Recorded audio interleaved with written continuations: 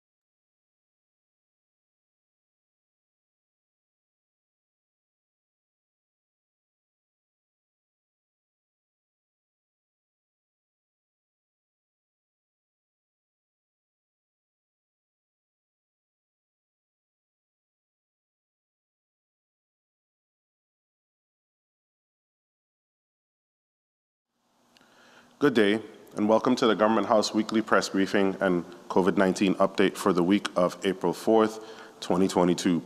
For the benefit of the radio listening audience, I am Government House Communications Director Richard Mota. Joining me this afternoon is Health Commissioner Hussein Kanasion for the latest COVID-19 data and information on where Virgin Islands residents can get a free COVID-19 test, vaccine, and booster shot this week. But before we go to the Commissioner this afternoon, I need to, on behalf of Governor Bryan, extend condolences to the family, friends, and all in our community who are mourning the loss of the late Dr. Eugene "Doc" Peterson. After learning of Doc Peterson's passing on Sunday, Governor Albert Bryan Jr. issued a statement that reads, and I quote, "Yolanda and I are grief-stricken, join a grief-stricken Virgin Islands community today in expressing our shock and sadness on the passing of Dr. Eugene "Doc" Peterson. Doc was many things, but above all, he was a true friend and ambassador for our rich Virgin Islands culture.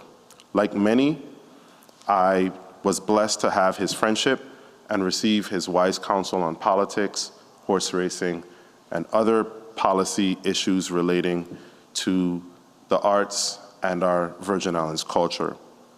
He was always positive and enthusiastic about the progress of our community and unselfishly gave his time and wisdom to that progress. He was truly one of a kind and will be sorely missed. I ask that all Virgin Islanders join Yolanda and I in extending condolences to his loved ones during this most difficult time," unquote. Doc was truly one of a kind, and I can personally attest to what many had said about his supporting and encouraging young people and selfless nature when it came to imparting his wisdom and advice. Doc was integral in my entering into politics and public policy in a communications role, and in helping a young me who had no plan other than to do what I could to lend to the advancement of my community to find my passion and career path. So definitely join the governor and the entire Virgin Islands community in mourning his loss and extending our condolences, our most heartfelt condolences to Dr. Peterson's family. At this time, I'll turn over the briefing to Commissioner Encarnacion. Commissioner? Thank you, Director. And on behalf of the Department of Health and my family, I too share deepest condolences to the family of Dr. Peterson. In regards to COVID, and jumping right in, there are 51 active cases in the territory, 25 on St. Thomas, 18 on St. Croix, and 8 on St. John. Our 7-day positivity rate has gone up to 2.41%.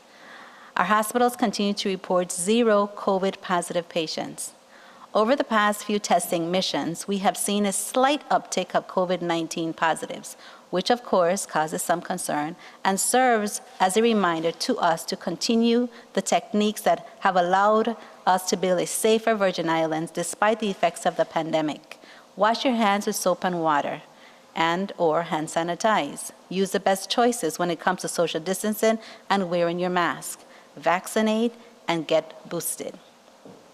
The second booster is now available for those over the age of 50 and anyone with underlying medical conditions. The second booster is approved to be given at least 4 months after the first booster. You're encouraged to get a second booster if you meet the criteria to ensure that you have the best protection against the severe effects of COVID-19. There is currently a COVID-19 outbreak at the Bertha C. Bushilton Middle School on St. Thomas. The decision to close the school came early last week once the outbreak was identified. All faculty and staff were tested on Friday, and all approximately 500 students are being tested today. A big thank you to all the school nurses assisting with the Virgin Islands Department of Education for the collaboration in responding to this outbreak. School nurses assisting were from 8 schools: Lockhart, Muller, Julius E. Sproul, Gomez, Sibylle Tuitt, Julius E. Sproul, Ivana E. Duracan, and Charlotte Amali schools. Thank you all. All positives are being instructed to isolate, and contact tracing is being done for all positives and close contacts, and they're going to be instructed to quarantine to prevent further spread within a community. This event is active, and thus we do not have numbers to share with you right now. As soon as the information is available, we will share. Reminders to you as a general public. The St. Croix Community Vaccine Centers is now in the Charles Harwood Memorial Complex, and it is open Monday through Friday, 8 a.m. to 4 p.m. COVID-19 vaccines and boosters are available for all ages. On St. Thomas, vaccines and first boosters for persons 12 years and older are available Monday through Friday, 8 a.m. to 4 p.m. At the CVCs located at the Community Health Clinic on the second floor of the Schneider Regional Medical Center, pediatric vaccines on St. Thomas are only available on Tuesdays and Fridays at the Maternal Child Health on St. Thomas from 8 a.m. to 4 p.m. And not to confuse you, the booster is available for 12 and older. The second booster, that's the first booster, the second booster is available for those 50 and over and with other underlying conditions. The pop-up site on St. John remains open at the Port Authority gravel lot on Wednesdays from 1 to 4 p.m. Testing is also available at the site from 12 noon to 3 p.m. Register for your testing at https://www.covid19.usvi.care/testing. It helps to expedite the process. To get your vaccines, it's easier for you to first make an appointment at 340-777-8227 or use the online link covid19usvi.com/vaccines. Parents and guardians, please remember to bring a copy of your ID and your child's birth certificate to the vaccine centers. Vaccines continue to be available to those that are homebound. When making your appointment for yourself, a frail or disabled relative or child, ask for homebound services and the Department of Health can bring the vaccine to you. Our highest priority remains getting each of you vaccinated and boosted. Our antibody medical therapeutic programs remain active, however. We have also joined the National Test and Treat program. This federal initiative allows testing sites access to COVID oral antivirals for rapid initiation of treatment upon diagnosis. The treatment has enrolled, the Department of Health has enrolled and allocated antivirals to the long-term residential facilities, the Bureau of Corrections, and the emergency departments. If you are diagnosed within these settings, your treatment will not be delayed. The COVID-19 hotline hours are 8 a.m. to 5 p.m. on Monday through Friday. The hotline number is 340-712-6299 or 340-776-1519. For the latest COVID-19 information, visit the United States Virgin Islands Department of Health Facebook page or our website, www.covid19usvi.com. And for the COVID-19 health information alerts, text COVID-19 USVI to 888-777. But before I turn it back over to Director Mota, I want to join the nation in recognizing the dynamic, hardworking, and resilient team at the Department of Health as we celebrate National Public Health Week. We want to draw your attention to all that is done by this incredible team who lead the public health charge year-round and keep our residents healthy and safe. Public health is where you are. This is beyond all that we continue to do during the COVID-19 pandemic. I would like to invite you to participate in the following events scheduled throughout the territory. We began this morning with a radio talk on WGOD and shared the importance of public health professionals and the services we provide to you as a community. Tomorrow, Tuesday, April 5th, we will continue the public discussion on radio station WDHP, The Reef, 1620, 1620 AM, with host Senator Sinclair Williams from 9:15 to 9:30. Listeners can tune in online at The Reef 103.5 live online radio. On Wednesday, April 6th, that's really where we do most of our outreach. We will have on St. Thomas a health outreach event at Four Winds Plaza, 10 a.m. to 2 p.m., where we will provide free health screening for blood pressures, sugar, or for check to see whether or not you're pre-diabetic, whether or not your sugars are high, whether or not you need to see your physicians after, cholesterol, and of course, HIV testing. MCH and St. Thomas will also be conducting outreach activities in selected schools. When MCH is involved, music, dancing, and fun is also involved. On St. Croix, the community health staff will conduct a health outreach event at a housing complex in Frederiksted and also provide residents with free screening and health information. Again, MCH and St. Croix will be conducting outreach in selected schools on that island. Also on Wednesday, there will be a health promoting walk at 9 a.m.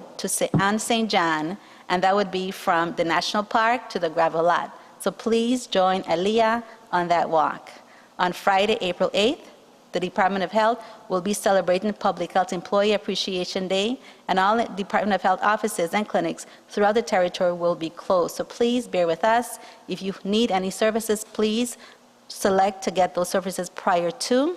And if there's an emergency, always contact, and you all know everybody has access to my cell, but please contact the Department of Health if there's something, an emergency that you need, because we can definitely serve you at that point as well. On Saturday, April 9, there will be a fun day event at the Reynold Jackson Complex in the Wim Recreational Park from 10 a.m. to 4 p.m. This event will also recognize National Nutrition Month.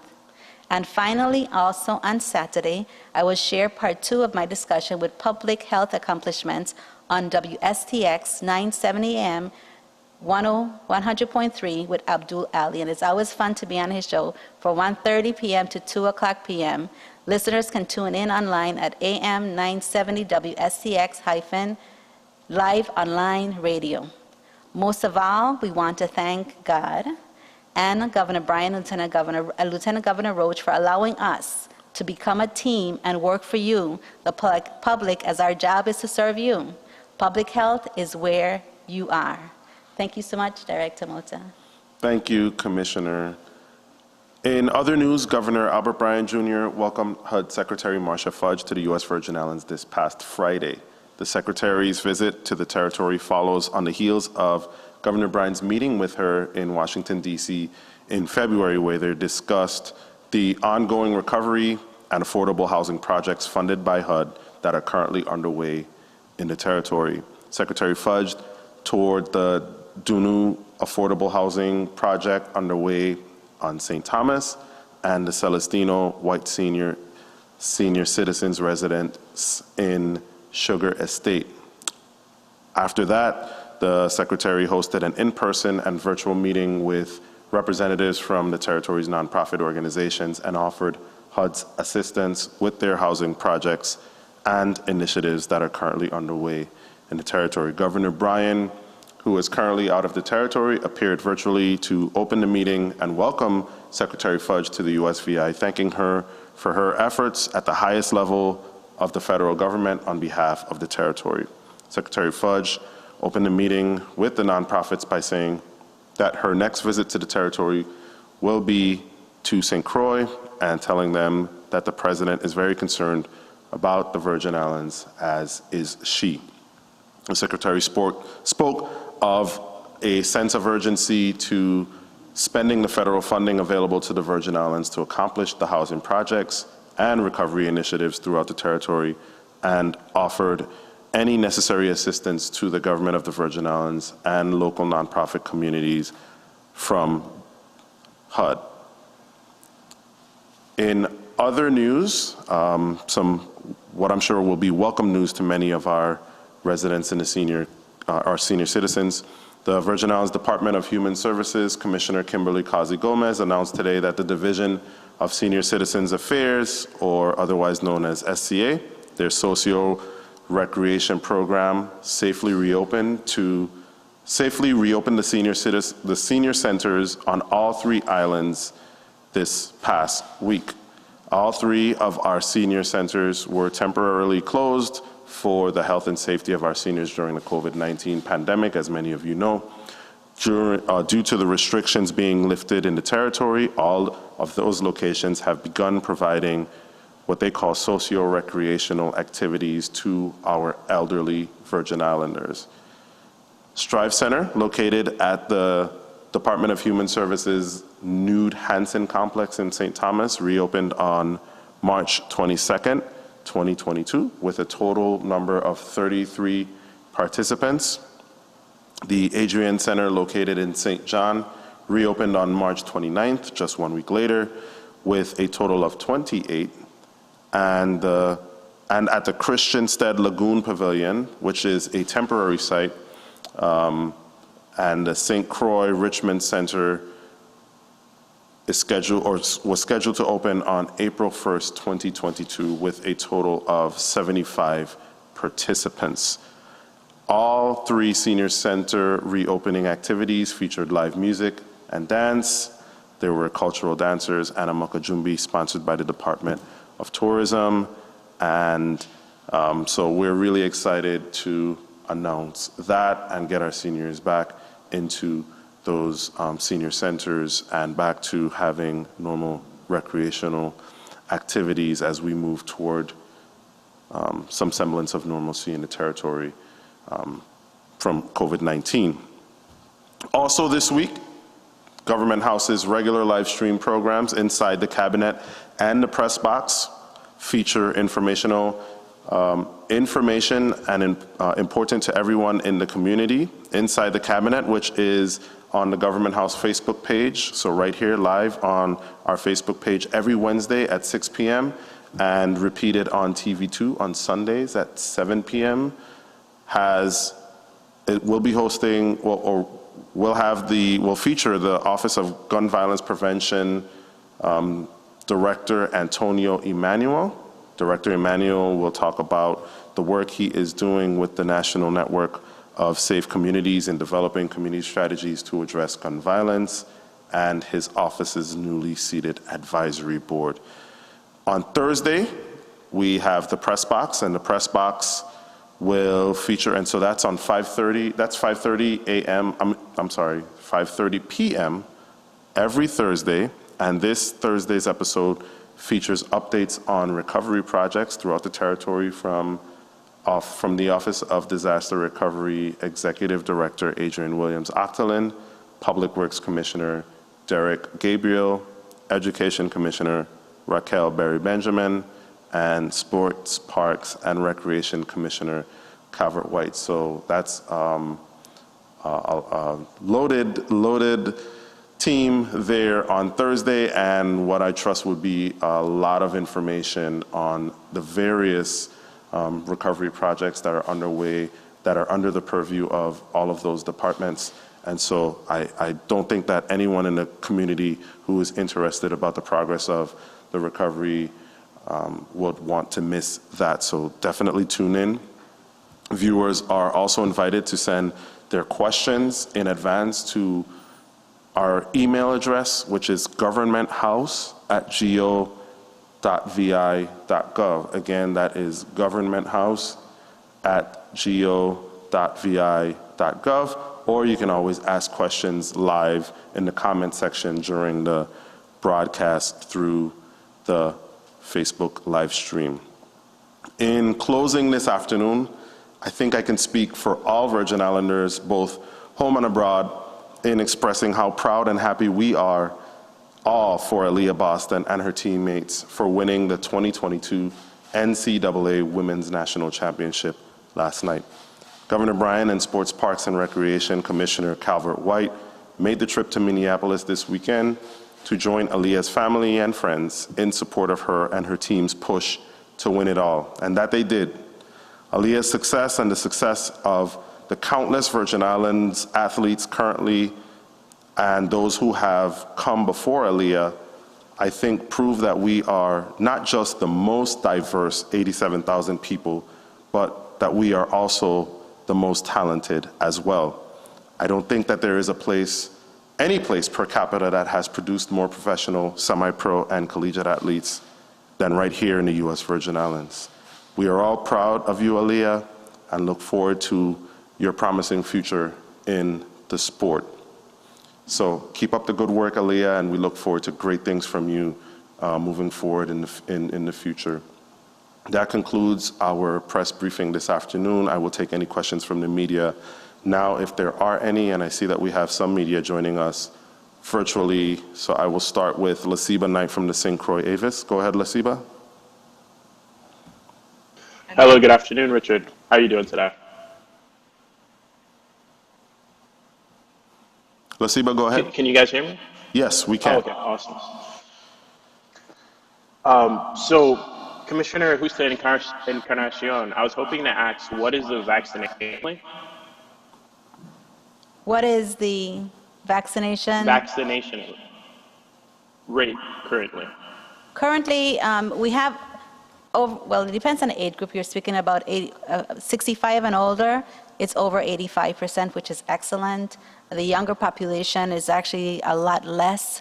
For example, the 15 to 18 age group are categories. We're really around the 7th percentile, which is not good at all.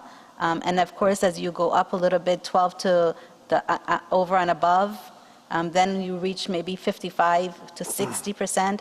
But then again, Lasiba, that's linked to, we're looking more so at the 104,000 individuals versus the 87,000 that the governor and Director Mota just referred to. So we still, because nationally we have to wait until everyone reports what their new census is for that number to change. That's what we're looking at. So it's a little bit higher than that if you look at it from the 87%, but that's where we are right now. And amongst adults, do you have more concrete figures on that rate? Yes, I do. I can give that to you offline and anyone else who needs it. Thank you so much. And then Director Mota, during her meeting in the territory, HUD Secretary Marcia Fudge warned that congressional dollars earmarked for local recovery efforts can't stay unspent forever. Can you give us an overview of where the territory currently stands in regards to spending federal recovery money? How much has been expanded, what remains, and snags impeding the flow? Yeah, so I would refer any direct question to an exact figure on the progress to HUD, but I could say generally that all of the territories, Puerto Rico and the U.S. Virgin Islands, who are entrenched in this ongoing recovery process, are moving along with their respective recovery initiatives, and that HUD's sentiments toward the territories are that, hey, we're here as a support entity to help you move these recovery projects forward. I think HUD recognizes the varying issues with respect to capacity in the territories, and so I think that's really the extent to the HUD Secretary's comments, is that, hey, we're here to help. Let us know what you need in terms of additional support from HUD to help move these projects forward in a more expeditious manner, if that answers your question. Thank you, Richard. I appreciate it, you guys. Have a wonderful day. If I may, before Lisa leaves, I just want to give you the numbers that you spoke about, and I'll also send it to you so that you can see that. 5 to 11 population, fully vaccinated, 11.88%, so it's more than I spoke of. At least one dose, 1,317, at least, and that is at least fully vaccinated is 1,024. So we're looking at 11.88%. 12 and over population, we're looking at 55,389, which is 61.96%. 18 and over, fully vaccinated, 52,386, which is 64.25%. 65 and older, 15,236, or 85.90%. Thank you, Commissioner, and thank you, Lasiba, for your questions. I think we have Suzanne Ellis from the Virgin Islands Source. Go ahead, Suzanne. Yes, thank you, Richard. For the Commissioner, a question about the COVID numbers. And I'm wondering if the newest variant, the BA2, is responsible for this uptick in our numbers, do you think?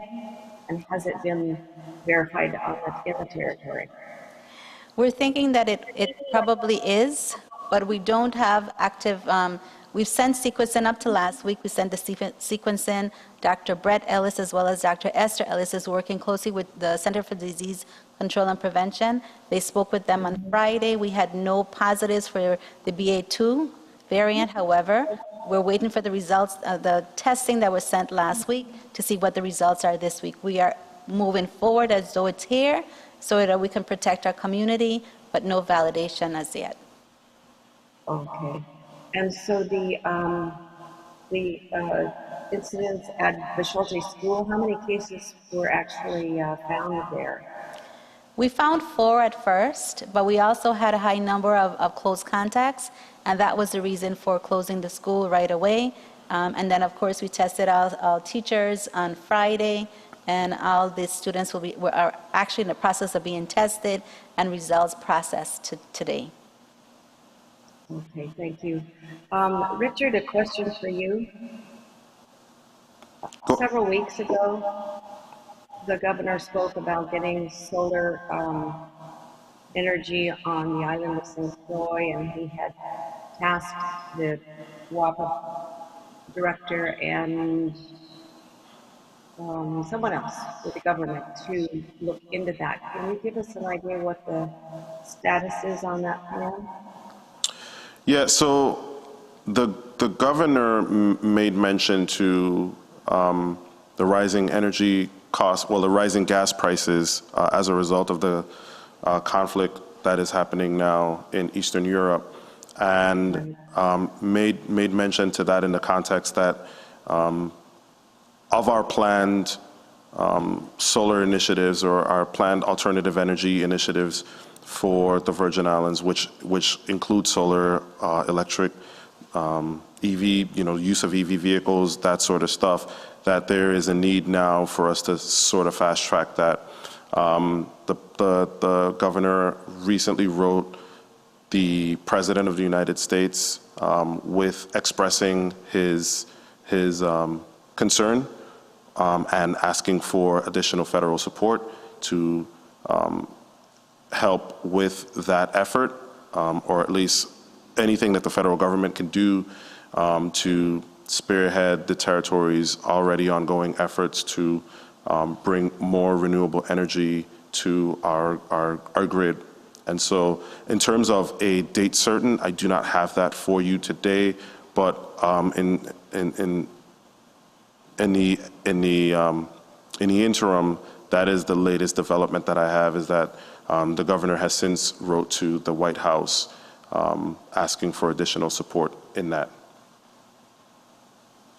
And so were there any large companies that have been talked to or sent RFPs for that project? I don't have information on that currently, but I could look into that and get any updates and then forward that to you. Thank you. That's all I have. Take care. Thank you, Suzanne. I think that is it for all of the media who are joining us this afternoon. And so with that, remember to wear your mask and to get the vaccine and the booster shot now that both are available. Thank you for joining us this afternoon, and we will see you all next week. Thank you. Have a good afternoon.